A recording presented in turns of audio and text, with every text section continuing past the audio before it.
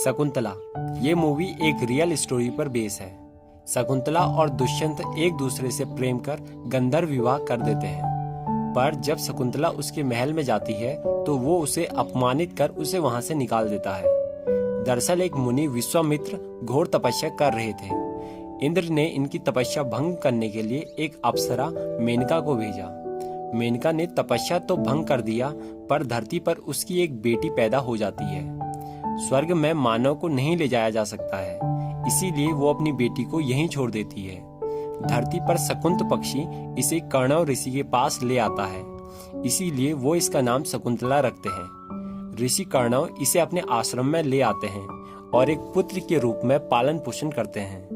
अब हमें लगभग 18 साल बाद का सीन दिखाया जाता है, जहाँ प्रतिष्ठानपुर के राजा दुष्यंत जनता को जानवरों के आतंक से मुक्त करने के लिए उन्हें जंगल की ओर भगा रहे होते हैं। धीरे धीरे वो कर्णव ऋषि के आश्रम के आसपास आ जाते हैं। आश्रम के आसपास लोग तो क्या, जानवर भी सभ्य होते हैं। यहाँ कर्णव ऋषि के 2 शिष्य राजा दुष्यंत को आश्रम में विश्राम करने के लिए बोलते हैं।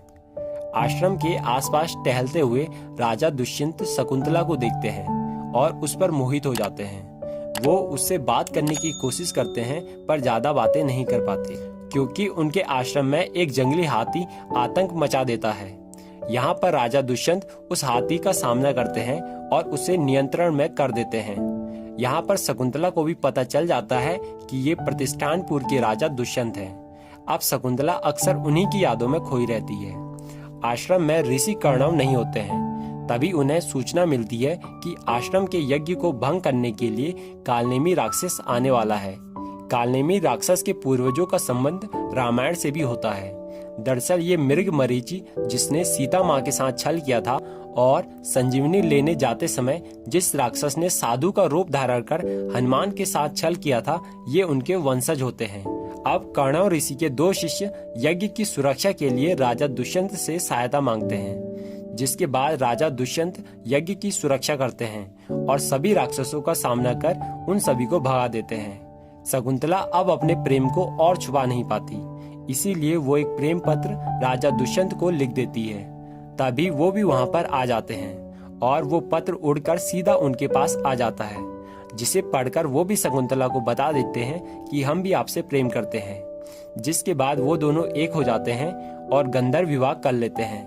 कुछ समय बाद राजा दुष्यंत अपने राजमहल के लिए निकल जाते हैं, पर वह जाने से पहले शकुंतला को वादा करते हैं कि वो उसे लेने के लिए जरूर आएंगे और उसे एक यादगारी के रूप में एक अंगूठी देते हैं। जब कर्णव ऋषि को शकुंतला के गंधर्व विवाह के बारे में पता चलता है, तो वो शकुंतला से कहते हैं कि ये विवाह देवों की इच्छा है और उसे आशीष देते हैं। शकुंतला अब अपने पति का इंतजार करती है कि वो कब आएंगे और मुझे कब लेकर जाएंगे। वो गर्भवती भी हो जाती है। एक दिन उसके आश्रम में दुर्वासा ऋषि आए होते हैं। आश्रम में कोई भी नहीं होता है, केवल शकुंतला होती है।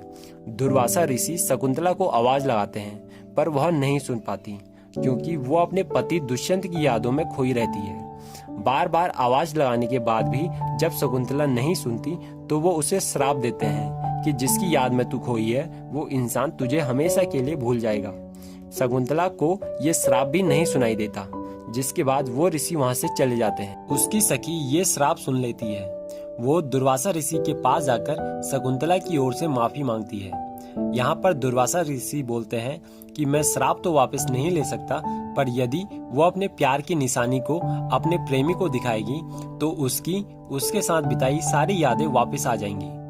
पर जब तक ये वचन सत्य ना हो जाए, तब तक किसी को पता ना चले, वरना उसकी स्मृति हमेशा के लिए चली जाएगी। इसी के साथ वो ऋषि वहाँ से चले जाते हैं। जब दुष्यंत कई महीनों के बाद भी उसे लेने के लिए नहीं आता, तो कर्णव ऋषि शकुंतला को ही उसके पास भेजने की तैयारी करते हैं और अपने 2 शिष्यों और गौतमी माता को उसके साथ भेजते हैं। महल की ओर जाते समय उसके हाथ की अंगूठी जो राजा दुष्यंत ने दी थी, वो पानी में गिर जाती है, जिसे एक मछली निगल लेती है। शकुंतला फिर भी महल के लिए आगे बढ़ती है, क्योंकि उसे ऋषि दुर्वासा के श्राप के बारे में बिल्कुल भी पता नहीं होता है और न ही ये पता होता है कि वो अंगूठी दिखाकर स्मृति वापस आ जाएगी। शकुंतला जब महल में जाती है तो राजा दुष्यंत उसे पहचानने से मना कर देते हैं। उसके पास कोई भी साक्ष्य नहीं होता है और उन्होंने गंधर्व विवाह भी एकांत में किया था, जिसकी वजह से कोई भी उनके गंधर्व विवाह का साक्षी नहीं होता है। राजा दुष्यंत उसे अपनाने से साफ मना कर देते हैं और उसे अपमानित कर महल से निकाल देते हैं। जनता भी उसके साथ अत्याचार करती है और उसे पत्थरों से मारने पर लग जाती है। जिस मछली ने वो अंगूठी निगली थी उसे एक मछुआरा मार देता है, जिसके बाद उसे उसके अंदर अंगूठी मिल जाती है।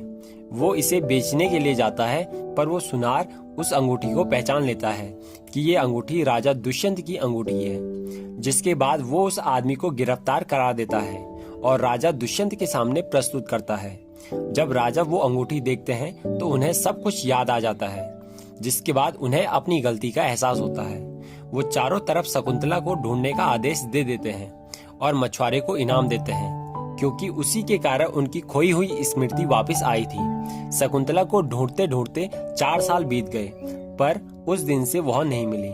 राजा भी उस दिन से पश्चाताप की अग्नि में जल रहे होते हैं। कालनेमी राक्षस देवलोक पर आक्रमण कर देता है। देवराज इंद्र युद्ध में राजा दुष्यंत से मदद मांगते हैं, जिसके बाद राजा दुष्यंत राक्षसों के साथ युद्ध करते हैं और सभी राक्षसों को मार देते हैं।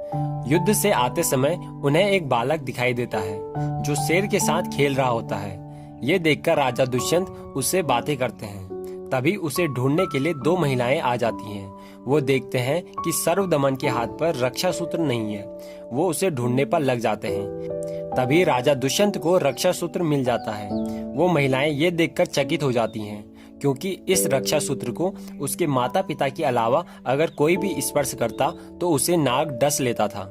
ये सुनकर राजा दुष्यंत को पता चल जाता है कि ये मेरा पुत्र है। तभी वहाँ शकुंतला भी आ जाती है, जो अपने बेटे को लेकर चली जाती है। वो अभी भी उनसे काफी गुस्सा होती है। राजा दुष्यंत भी उससे माफी मांगते हैं, पर शकुंतला उन्हें माफ नहीं करती।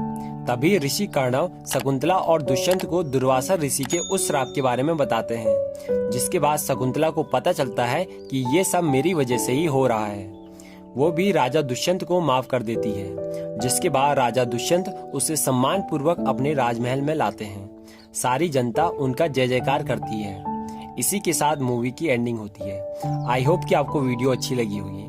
अगर थोड़ी भी अच्छी लगी हो तो वीडियो को एक लाइक और चैनल को सब्सक्राइब जरूर करें। मिलते हैं ऐसे ही किसी नए मूवी एक्सप्लेनेशन के साथ। तब तक के लिए बाय बाय।